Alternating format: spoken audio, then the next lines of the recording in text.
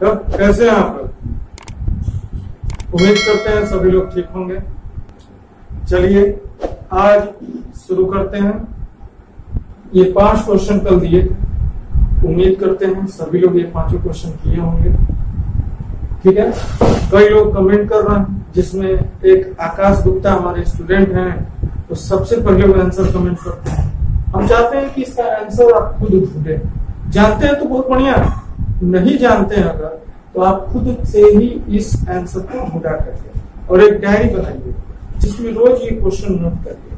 आप देखेंगे जल्द ही आपके पास कई 100 क्वेश्चन आपके पास रह जाएंगे, क्योंकि हम रुकने वाले नहीं है, हम लगातार लिखवाते रहेंगे। ठीक है, भाषण चार्ट दे बांग्लादेश में।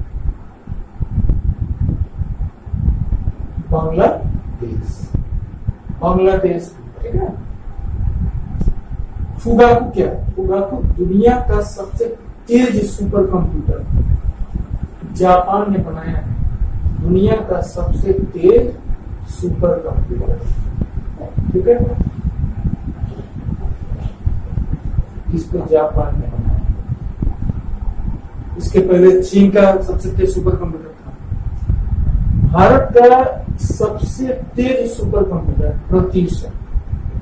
भारत का सबसे तेज सुपर कंप्यूटर प्रत्युषा, ठीक है। MS स्वामीनाथन रिपोर्ट, जिसमें केंद्र सरकार ने 1.5 गुना MSP का रेट बढ़ा दिया था, ये चर्चा में रहा है इस साल, तो बहुत ज्यादा उम्मीद है ये कृषि से संबंधित है। MS स्वामीनाथन रिपोर्ट कृषि से संबंधित है, ठीक है। भारत में हरित क्रांति का जनक कभी भी पूछेगा तो MS स्वामीनाथन। भारत में हरित क्रांति का जनक कभी भी पूछेगा तो MS स्वामीनाथन, ठीक है। हरित क्रांति भारत में 70 के दशक में हुआ था, ठीक है, 1965 के बाद से चला था और भारत कृषि में आत्मनिर्भर बन गया, ठीक है। इसी तरह पूछेगा दुनिया का सबसे दुनिया में पूरे विश्व में हरित क्रांति का जनक, तो आप बताइएगा नॉर्मन बोरलॉग। विश्व में हरित क्रांति का जनक आप क्या करेंगे? Norman Borlaug. नॉर्मन बोरलॉग जो है हरित क्रांति के जनक। विंध्य और सतपुड़ा 2 पर्वत हैं। आपको पता है विंध्य पर्वत जो है वो उत्तर भारत को दक्षिण भारत से अलग करता है। तो विंध्य पर्वत, उसके नीचे सतपुड़ा पर्वत है, दोनों के बीच नर्मदा नदी बहती है। दोनों के बीच नर्मदा नदी बहती है, ठीक है। तो विंध्य और सतपुड़ा के बीच में नर्मदा नदी। तो उम्मीद है 5 क्वेश्चन आपको ढूंढे होंगे। जो लोग ढूंढ रहे हैं और उत्साह के साथ आंसर भेज रहे हैं वो बहुत अच्छा काम कर रहे हैं। आगे आपको पता चल जाएगा हम क्यों बोल रहे थे कि अच्छा काम कर रहे हैं, क्योंकि जैसे ही नॉर्मल होगा फिर परीक्षा होनी शुरू हो जाएगी। और जो बच्चे इस वक्त लगातार पढ़ रहे हैं, जो ध्यान दे रहे हैं, फिर उनमें जो ध्यान नहीं दे रहा है, तो देखिएगा क्या फर्क नजर आएगा, ठीक है। तो आप लोग बैठिए नहीं, रुकिए नहीं, आपको पढ़ना है, रोज पढ़ना है, प्रतिदिन पढ़ना है, ठीक है।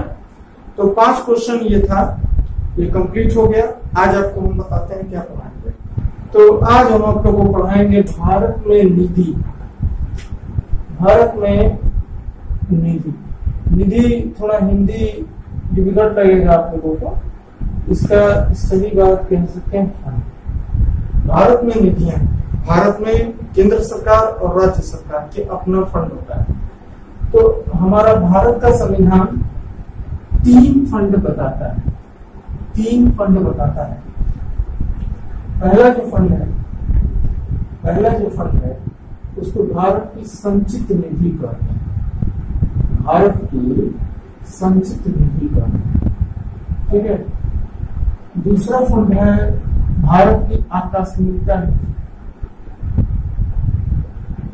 भारत की आकस्मिकता निधि, ठीक है। फिर तीसरी निधि है लोक लेखा निधि या लोक निधि कहते हैं, ठीक है।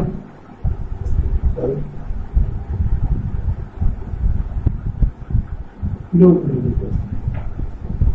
अब इसका आप देखेंगे अनुच्छेद 266, ठीक है। एक आकस्मिकता निधि को देखेंगे अनुच्छेद 266(2) और लोक निधि देखेंगे तो अनुच्छेद 267, ठीक है। संचित निधि, आकस्मिकता निधि और लोक निधि आपको जानना चाहिए क्या है, ठीक है। जो भी केंद्र सरकार टैक्स लगाती है, चाहे जो भी इनकम केंद्र सरकार को होती है, चाहे व्यापार से हो, चाहे जिस तरह से आय हो, चाहे टैक्स लगा के हो, चाहे जैसे भी हो केंद्र सरकार पे, जैसे मान लीजिए कि सार्वजनिक निगम है, ONGC, IOCL, रेलवे, किसी तरह से केंद्र की जितनी कमाई होती है उसको केंद्र जो है संचित निधि में रखता है, संचित निधि में रखता है, ठीक है। केंद्र सरकार का जितना भी कमाई उमाई होता है, चाहे जितना भी ऋण लेगा, चाहे जहां से भी केंद्र सरकार पैसा प्राप्त करेगा, जहां से भी का मतलब ये हुआ कि केंद्र सरकार मान लीजिए कमा के टैक्स लगा के जिस तरह से भी केंद्र सरकार जो कमाई करती है, चाहे राज्य सरकार जो कमाई करती है, उसको संचित निधि में जमा किया जाता है। संचित निधि भारत के अनुच्छेद 266(1) में है और भारत सरकार जितना भी पैसा खर्च करती है, जितना भी पैसा खर्च करती है वो संचित निधि से ही निकाल कर खर्च करती है, ठीक है। और पूछता है कि भारत की संचित निधि से केंद्र सरकार किसकी अनुमति से पैसा व्यय, मतलब पैसा खर्च कर सकती है। आपके सिंपल भाषा में बता रहे हैं कि व्यय कर सकती है, खर्च कर सकती है, किसकी अनुमति से? याद रखिएगा, संसद से अनुमति लेनी होगी, यानी संसद से अनुमति प्राप्त करने के बाद ही संचित निधि से धन निकाला जा सकता है, ठीक है। तो संचित निधि समझ में आ गया होगा। संचित निधि का मतलब ये होगा कि केंद्र सरकार जहां से भी जैसे भी पैसा जो भी कमाती है, ठीक है, खर्च जो भी कमाती है वो पैसा संचित निधि में जमा करेंगे। ऋण लेगी संचित निधि में जमा करेंगे और जो भी व्यय करेगी वो संचित निधि से ही करेगी। और किसकी अनुमति से करेगी? संसद से। ये क्यों बता रहे हैं? परीक्षा में यही पूछता है, भारत की संचित निधि से, ठीक है, किसकी अनुमति द्वारा, किसकी अनुमति के बाद ही पैसा खर्च किया जा सकता है, ठीक है। तो बच्चे ज्यादातर मान लेते हैं राष्ट्रपति, राष्ट्रपति नहीं संसद, ठीक है, गलत मत करिएगा। आकस्मिकता निधि क्या होता है? मान लीजिए आकस्मिकता का मतलब होता है इंग्लिश में, इंग्लिश समझ में आ जाएगा, हिंदी मुश्किल है। कैसे? आकस्मिकता का मतलब होता है इमरजेंसी। मान लीजिए इमरजेंसी फंड, इसको बोलेंगे, इसकी इंग्लिश होगी इमरजेंसी फंड। मान लीजिए कोई इमरजेंसी आ जाए, कोई भी इमरजेंसी, तो आपको पता है कि कोई भी पैसा संचित निधि से निकाल सकते हैं। संचित निधि में पैसा निकालने के लिए संसद से अनुमति लेनी पड़ेगी और संसद जो है, मान लीजिए बैठक, इस बैठक नहीं चल रही, अब केंद्र सरकार को जरूरत है किसी पैसे का, तो वो केंद्र सरकार आकस्मिकता निधि से निकाल देगी। आकस्मिकता निधि राष्ट्रपति अपने पास रखते रहते हैं, ठीक है, राष्ट्रपति अपने पास रखते रहते हैं। केंद्र सरकार चाहे तो आकस्मिकता निधि से निकाल कर अपना इमरजेंसी खर्च कर सकती है, कोई जरूरी पड़ गया तो। बाद में जब संसद की बैठक होगी तो उससे पास कराना पड़ेगा, ठीक है। यानी निकाल सकते हैं, कोई इमरजेंसी आने पे, कोई आकस्मिक कार्य आने पे निकाल सकते हैं, राज्य सरकार चाहे केंद्र सरकार, ठीक है। दोनों की व्यवस्था इसी अनुच्छेद में। और फिर जब कभी संसद बैठेगी तो संसद से हम पास कराना पड़ेगा, ठीक है, याद रखिएगा। और ये भी याद रखिएगा, जितना बजट होता है, जितना भी जिस साल का बजट होता है, मान लीजिए एक साल, इस साल का बजट बात क्या है कि 6 लाख रुपए है, ठीक है, 6 लाख रुपए है।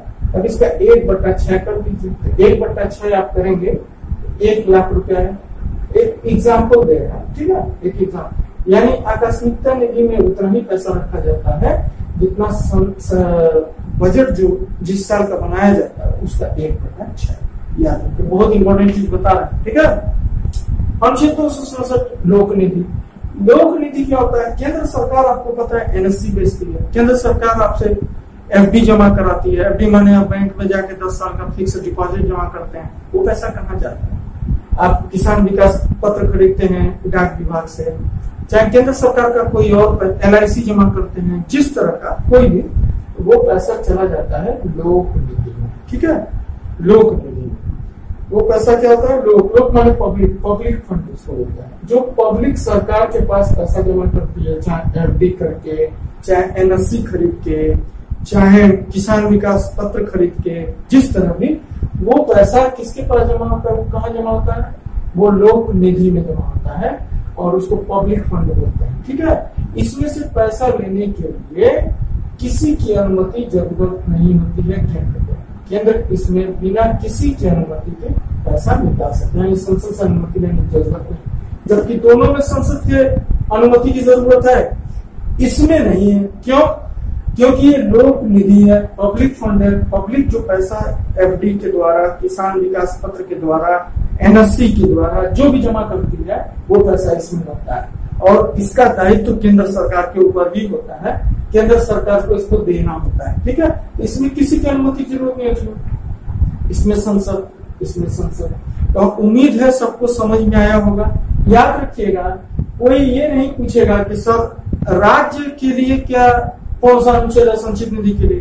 केंद्र का भी और राज्य का भी, दोनों का एक ही अनुच्छेद है, यानी 266(1), 266(2), 267। ठीक है, तो उम्मीद है सबको समझ में आया होगा। कोशिश यही की टू द पॉइंट बताएं, सबको समझ में आ गया होगा। कई लोग ये कह रहे हैं कि सर करंट अफेयर पढ़ाइए। बिल्कुल पढ़ाएंगे। ठीक है, अब धीरे धीरे आप देखेंगे इम्प्रूवमेंट हो रहा है, धीरे धीरे इम्प्रूवमेंट होगा, हम पढ़ाएंगे। अब हम ये सोचे हैं कि एक हफ्ता संविधान हम लोग चलाएंगे। अब एक हफ्ता यानी अगला जो सप्ताह आएगा सोमवार से, ठीक है, अगला सप्ताह जो आएगा सोमवार से हम आपको कोई नया चैप्टर पढ़ाएंगे, या तो भूगोल पढ़ाएंगे या इतिहास पढ़ाएंगे। आपको कमेंट करके बताइए क्या पढ़ना चाहते हैं, तो पूरा हफ्ता वही चलाएंगे। फिर ऐसे ही करके 4 हफ्ते में 4 सब्जेक्ट हम लोग पढ़ेंगे। हम लोग को इतिहास, संविधान, भूगोल, अर्थव्यवस्था चारों पढ़ना है। अब प्लस करंट अफेयर लेकर चलना है। तो करंट अफेयर का जल्द ही आप देखेंगे, उसका कोई इंतजाम हम कर रहे हैं। ठीक है, आप लोग कमेंट किया करिए और शेयर किया करिए, वीडियो शेयर करिए, वीडियो सब्सक्राइब करिए और कमेंट जरूर करिए। कमेंट का मतलब ये होता है कि बताइए क्या कमी है, आवाज आ रही है कि नहीं, रोशनी है कि नहीं। ठीक है, आप हमको जरूर बताइए ताकि हम उस चीज को दूर करें। हम चाह रहे हैं जब हम कोई भी काम करो तो बेहतर से बेहतर करो। ठीक है, तो चलिए फिर आज 5 क्वेश्चन देते हैं। ठीक है, इस उम्मीद के साथ कि आप फिर कर रहे होंगे, क्योंकि ज्यादातर बच्चे कमेंट कर रहे हैं, अपना आंसर बता रहे हैं। ठीक है, आप लोग भी प्रयास करिए, इसमें भाग लीजिए, रोज हल करिए प्रश्न को। ठीक, तो चलिए 5 क्वेश्चन आपको देते हैं। पहला प्रश्न,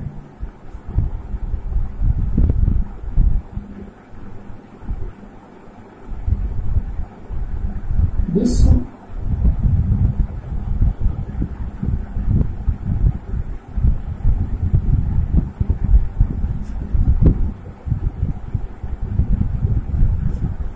ठीक है, विश्व वन्य जीव दिवस कब मनाया जाता है? कब मनाया जाता है?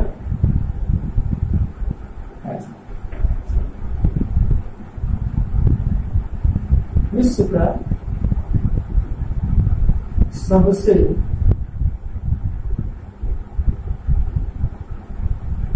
प्रदूषित देश, विश्व का सबसे प्रदूषित देश। ठीक है, विश्व का सबसे प्रदूषित देश, विश्व का। अब पूछेगा भारत का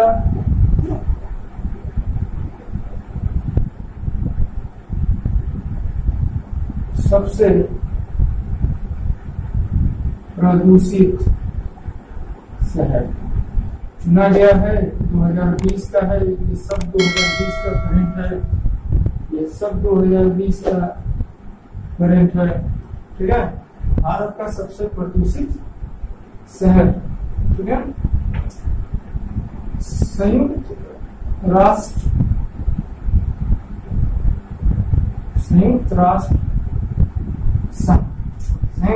संघ के प्रथम अध्यक्ष, सॉरी अध्यक्ष नहीं होते, प्रथम महासचिव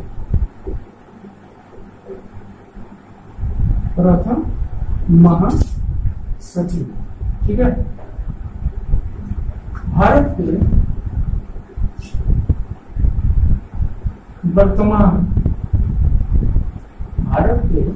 वर्तमान विदेश सचिव का नाम, भारत के वर्तमान विदेश सचिव। ठीक है, किस कौन है भारत के वर्तमान विदेश सचिव कौन? ठीक है, बाणभट्ट। ठीक है, किस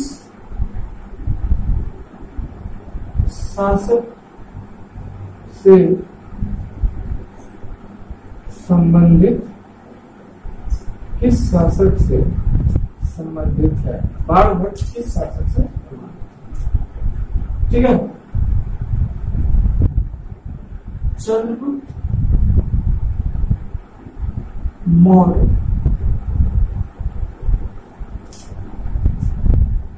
किस जैन गुरु, ठीक है, किस जैन गुरु के साथ श्रवण बेलगोला गए थे? श्रवण बेलगोला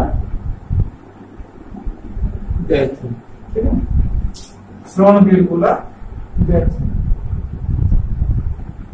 ना मैं सोच रहा हूँ 5 क्वेश्चन में क्यों मतलब ज्यादा दे रहे हैं। ठीक है, श्रवण बेलगोला गए थे। Single use plastic, single use plastic, ठीक है, भारत में कब समाप्त करने का लक्ष्य रखा है? ठीक है, तो उम्मीद है सबको समझ में आ रहा होगा।